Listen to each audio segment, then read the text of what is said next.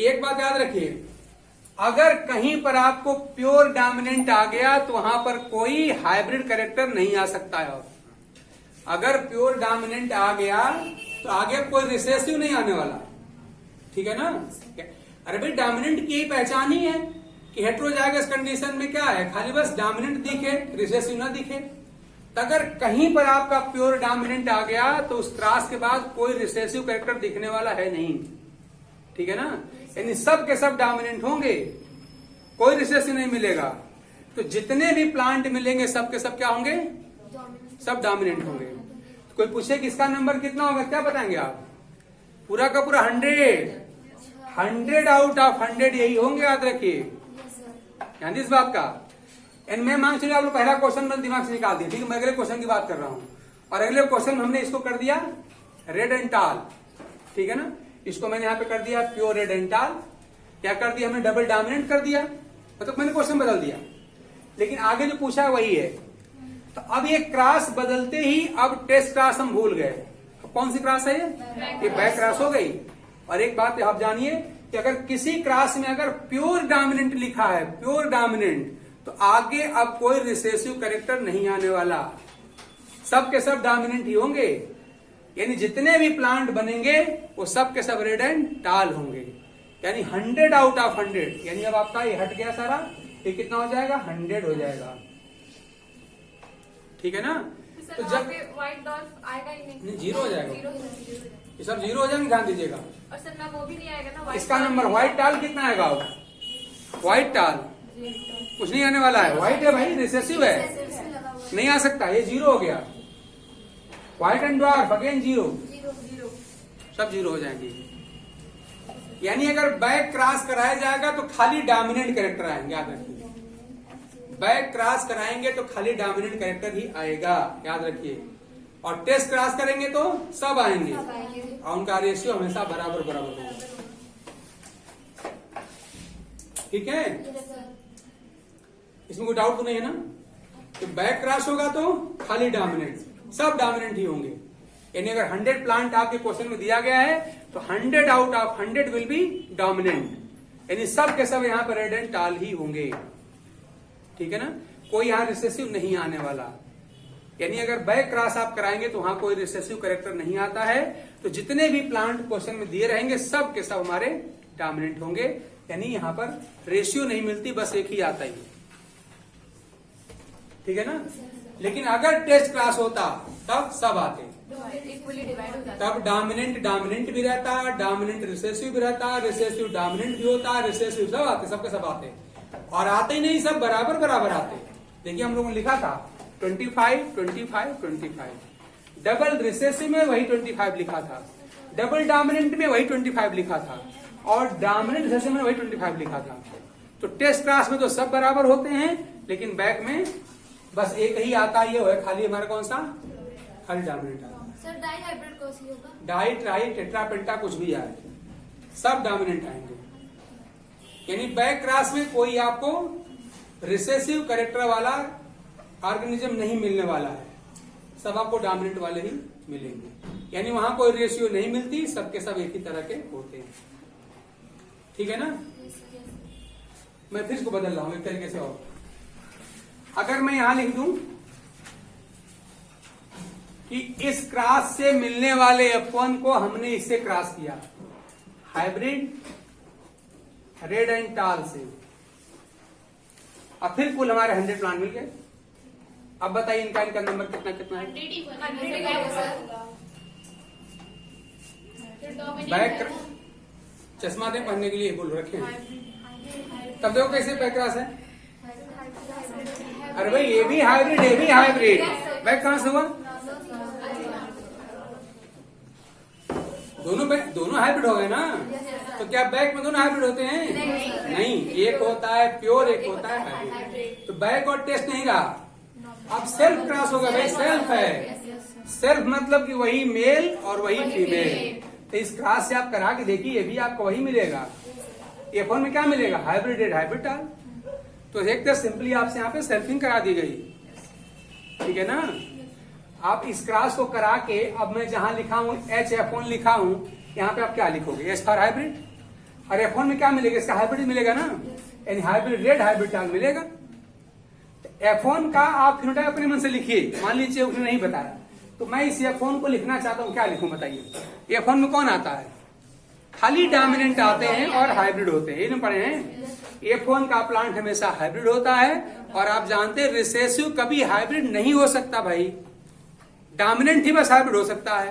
तो आप इसी को डोमिनेंट लिख दीजिए, तो क्या लिखेंगे इस जगह पे, आप लिखेंगे हाइब्रिड क्या, रेड एंड टाल। आप चाहे लिख लीजिए अपने समझने के लिए। अब आप देखेंगे जो लिखा है मेल वही लिखा है फीमेल, जब मेल भी वही हो फीमेल भी वही हो तब आपकी क्रॉस कौन सी है, सेल्फिंग हो जाती है। और सेल्फिंग के बाद हमेशा F2 मिलता है, सेल्फिंग के बाद हमेशा आपको क्या मिलती है, F2 मिलती है, ठीक है ना। यानी अब आपका क्वेश्चन बदल गया, सिंपली यहाँ पे क्या मिलने वाले हैं, यहाँ पर F2 मिलने वाली है। और F2 में डाई हाइब्रिड रेशियो हम लोग जानते हैं क्या होती है, 9:3:3:1 ये होती है। ये 9 किसके लिए होता है, डबल डोमिनेंट के लिए होता है, ये डबल डोमिनेंट के लिए होता है, आप करिए। और ये किसके लिए होता है, डबल रिसेसिव के लिए होता है। और ये रिकॉम्बिनेंट के लिए होता है, एक डोमिनेंट एक रिसेसिव, ये हम जानते हैं। ये सब मेंडल्स लॉ का सारा प्रोपोर्शन आपको याद रहेगा, तभी हम बात कर पाएंगे, ठीक है ना। तब बताइए अब इसका नंबर कितना हो जाएगा। हम लोग ऐसा क्वेश्चन कर चुके हैं पिछले क्लास में, इसका शेयर कितना आएगा, 9/16, यही ना आएगा। अरे भाई आप सब जोड़ लो तो 9 + 3 + 3 + 1 कितना आएगा, 16। इसका मतलब है 16 में से 9, 9/16।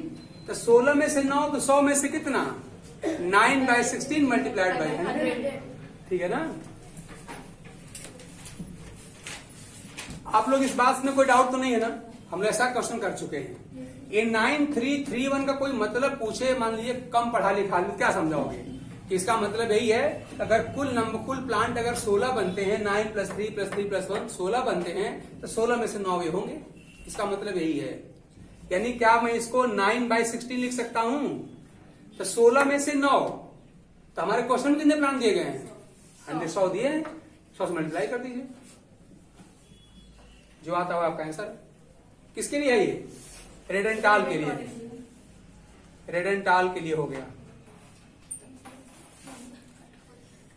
आप लोगों की बात समझ आ रही है ना, गड़बड़ बताना फिर देखा जाएगा फिर दोबारा। पहली बात है आप इसी को देख के समझो कि ये सेल्फिंग है ना। सेल्फिंग कैसे कर दिया, क्योंकि जो F1 यहां पे बनेगी, F1 में हमेशा प्लांट हाइब्रिड होता है, और हाइब्रिड कभी रिसेसिव नहीं हो सकता, डोमिनेंट ही होगा। तो फ्लावर कलर में डोमिनेंट कौन होगा, रेड होगा, प्लांट हाइट में टाल होगा, ये आपका हो गया। अब आप देख रहे हैं कि जो मेल में लिखा है वही फीमेल में लिखा है, तो जब मेल फीमेल दोनों सेम हो तो वही तो सेल्फिंग होती है, सिंपली सेल्फिंग है। और सेल्फिंग के बाद हमेशा F2 मिलती है भाई, याद रखो, सेल्फिंग ऑलवेज रिजल्ट्स F2। और F2 की रेशियो हम लोग जानते हैं डाई हाइब्रिड क्लास के लिए, ये होती है 9:3:3:1। इसका ब्रेकअप आपको पता होना, ये 9 किसके लिए है, डबल डोमिनेंट, यानी दोनों डोमिनेंट रेड एंड टाल के लिए है ये, ठीक। 1 किसके लिए, double recessive, white and dwarf के लिए है ये, ठीक है ना। ये किसके लिए है, रिकॉम्बिनेंट के लिए, मतलब एक डोमिनेंट एक रिसेसिव के लिए है ना। ये DD के लिए है, ये DR के लिए है, डबल रिसेसिव के लिए, और किसी रिकॉम्बिनेंट के लिए है, ठीक है ना। हाँ, आप लोग चाहे इसको फुल लिखा करिए, डबल डोमिनेंट, इसको लिखिए डबल रिसेसिव, मान लो बाद में भूल जाए तो आप पूरा लिख लिया करिए, डबल रिसेसिव, दोनों रिसेसिव या दोनों डोमिनेंट, यहां पर एक डोमिनेंट एक रिसेसिव, ठीक, ये रेशियो होती है। इसका मतलब हम क्या समझते हैं कि अगर सबको जोड़िए कुल 16 प्लांट मिलेंगे, 16 में से 9 अकेले होंगे, 16 में से 3 होंगे, ये भी 3 होंगे और ये 1 होंगे। हम लोग ऐसा क्वेश्चन पिछले क्लास में कर चुके हैं। इनका शेयर होता है 1/16, इसका होता है 3/16, इनका भी 3/16, इसका 9/16। हम 16 बार बार क्यों कर रहे हैं, तो सब जोड़ेंगे आपको 16 ही आएगा, ठीक है ना। तो अपने पहले क्वेश्चन का आंसर कितना आ गया, ये हो गया 9/16 × 100, सॉल्व कर लीजिएगा, 56.2। हाँ जो भी आ रहा है। आप इसका आंसर बताइए, यानी हम लोग के इसका हम लोगों को मिल गया नंबर। इसका नंबर कितना आएगा भाई? व्हाइट एंड डार्क का कितना होता है? व्हाइट एंड टॉल है सर। व्हाइट एंड टॉल है, एक रिसेसिव एक डोमिनेंट, ये 3 वाले हैं, है ना?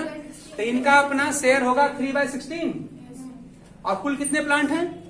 100 इंटू 100 कर दीजिए, जो सॉल्व कर लीजिए जो भी आता है। हालांकि आपसे जो एग्जाम में आंसर जो क्वेश्चन दिया जाता है वो ऐसा रहेगा जो इजीली कट जाए और पूरा होल नंबर मिले, वो पॉइंट वहां नहीं आता है, यहाँ तुमने ऐसे लिख दिया था। सॉल्व करना बस सीखना है, यहाँ सीखिए प्रोसेस, बाकी वहां जो आएगा आसानी से हो जाएगा। 18.7 आंसर। जो भी आएगा रख लीजिएगा। इसका कितना आएगा भाई? दोनों ही आपके रिसेसिव हैं, यस सर। तो इनमें से कौन इसका है? 9, 3 कौन इसका है? 1 है ना? तो डबल रिसेसिव का आता है 1/16, तो इसका हो गया रेशियो 1/16 और इंटू कुल यहाँ पे 100 प्लांट हैं। सॉल्व कर लीजिए इसको, जो आता है वहां लिख दीजिए।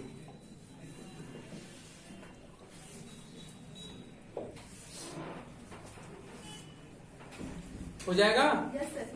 तो सारी बात वही कहेगा, बस खाली एक सेंटेंस बदलने से टाइप ऑफ क्रॉस बदल जाएगी और क्वेश्चन का आंसर भी बदल जाएगा, और ये बदलना आपको आना चाहिए। ठीक है ना? F1 को हमने क्रॉस करा दिया, मान लीजिए डबल रिसेसिव से, तो कौन सी क्रॉस हो जाएगी?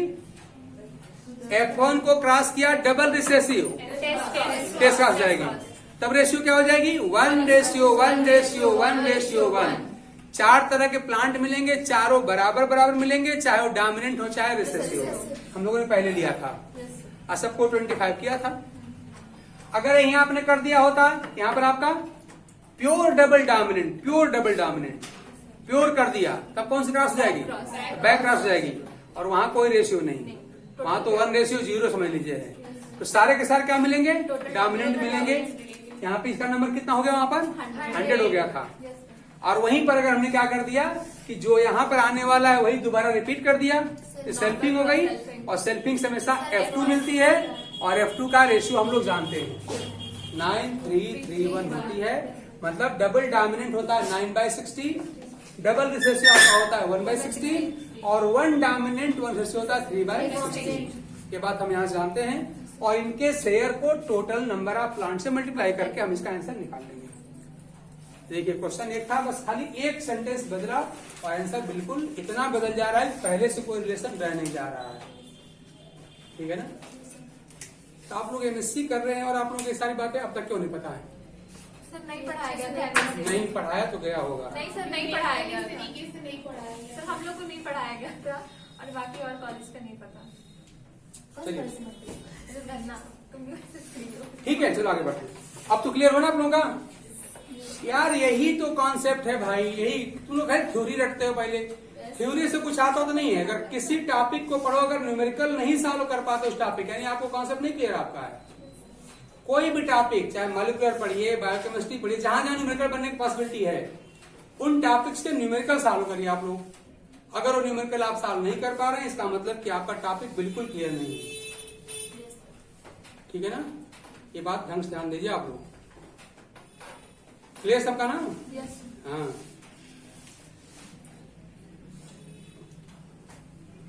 आप लोग ट्रांसक्रिप्शन पढ़ चुके हैं ना? अभी नहीं पढ़ा। क्या चल रहा है अभी? Protein sorting targeting. अच्छा, तो वहां पर भी ढेर सारे क्वेश्चन बनते हैं न्यूमेरिकल वाले, मॉलिक्यूलर में भी, तो उसको भी आपको देख के रखना चाहिए। अगर न्यूमेरिकल आपसे सॉल्व नहीं हो रहा है, इसका मतलब कि आपको थ्योरी आती होती नहीं है। ठीक है ना? क्योंकि उस टॉपिक के जो क्वेश्चन CSR में पूछे जाएंगे, कुछ ऐसे कॉन्सेप्ट बेस्ड ही होंगे, और अपनी थ्योरी पढ़ते रहिए। सूरदास और कबीरदास की कहानियां कुछ आएगा नहीं वहां से। तो आप जब भी कुछ पढ़ो, दिमाग में रहे कि हम काहे लिए पढ़ रहे हैं, बस जान लीजिए आप लोग। अगर CSR के लिए पढ़ रहे हैं तब तो वही है, तो आपको न्यूमेरिकल करना चाहिए, जहां न्यूमेरिकल बनते हो वहां। अब मैं क्रॉस लिख रहा हूं और मैं एक एक कैरेक्टर के लिए पूछूंगा, बताइए यहाँ पे इस कैरेक्टर के लिए कौन सी क्रॉस है।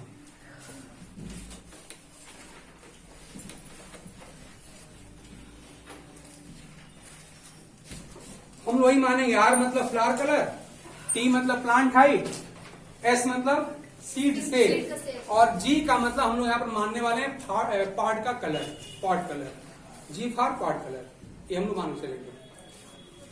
अब आप जरा बताइए, हमने लिखा कैपिटल आर स्मॉल टी और कैपिटल एस स्मॉल एस और स्मॉल जी को हमने क्रॉस कर दिया। इससे small are capital T small T और यहां कर दिया कैपिटल एस स्मॉल एस और यहां हमने कर लिया कैपिटल जी स्मॉल जी। ठीक है, ये बताइए कितने कैरेक्टर के लिए बैक क्रॉस है, यानी कितना हाइब्रिड बैक क्रॉस है, मोनो हाइब्रिड बैक क्रॉस है, डाई हाइब्रिड बैक क्रॉस है, कितने कैरेक्टर के लिए बैक क्रॉस है?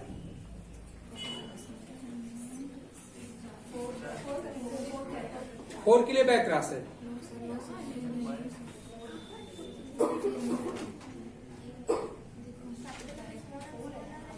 कितने कैरेक्टर के लिए बैक क्रॉस है?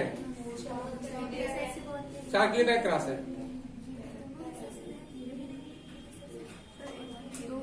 कितने? 2 के लिए? वैसे बोल दो 1 2 3 4 तो सही हो ही जाएगा। एक आंसर बताइए, the given cross is a back cross for how many character? इनका 2 आ रहा है, इनका 2 आ रहा है, किसी का 1 भी आ रहा है। सर हमको लग रहा है आपको नहीं होगा सर। तो 0 कर दो, क्या करना है? को नहीं तो 0 सर नहीं होगा, नहीं होगा ना? No sir. ठीक है, हो सकता है कि ना हो। ठीक है, नहीं है, मान लिया नहीं है, चलिए कोई बात नहीं।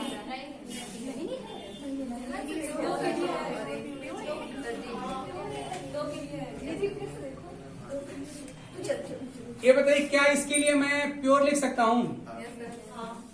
प्योर है ना, हो जाएगा सर। और इसके लिए हाइब्रिड लिख सकता हूँ। बैक क्रॉस के लिए क्या कहा गया था? प्योर और हाइब्रिड के बीच क्रॉस बैक क्रॉस होती है।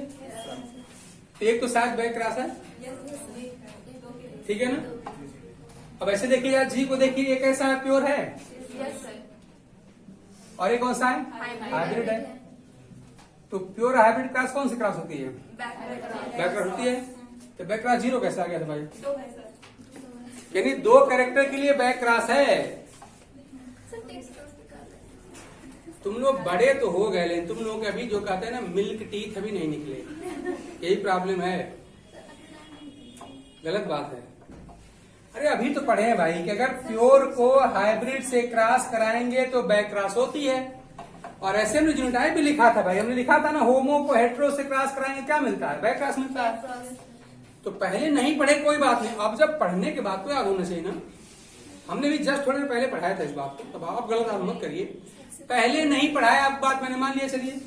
हालांकि ऐसा होगा नहीं। जब मैं खुद पढ़ाया हूं और आप लोगों को 5 मिनट के अंदर भूल गया तो आपके सर भी पढ़ाए होंगे और अब आपको भूल गया होगा, ये गारंटी है।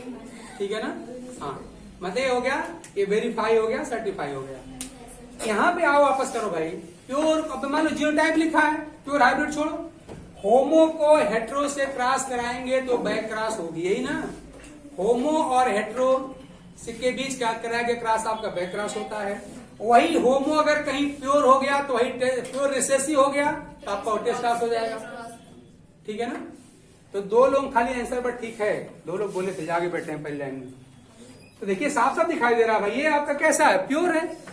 होमो जाएगा इसमें मतलब प्योर, वो भी होमो भी ना याद आए समझ लो कि अगर मान लो किसी पेयर में दोनों सेम एलील हो तो प्योर होगा।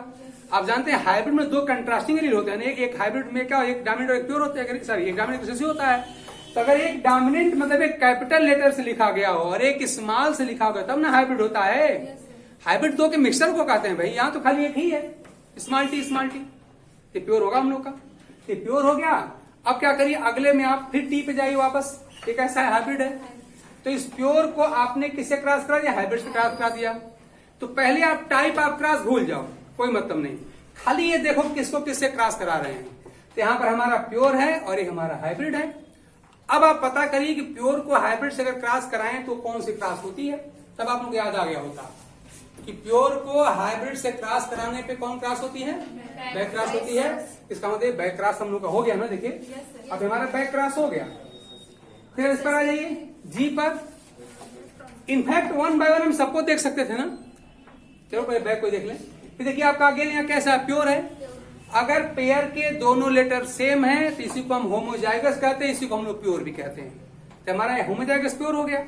और आप देख रहे हैं कि यहाँ पर अब जी को इधर देखिए तो कैपिटल जी स्मॉल जी, इसको हम लोग हेट्रोजाइगस कहते हैं, हाइब्रिड कहते हैं। तो चाहे आप वर्ड में लिख लिया करिए, हमने लिखा है प्योर लिखा है, हाइब्रिड लिखा है।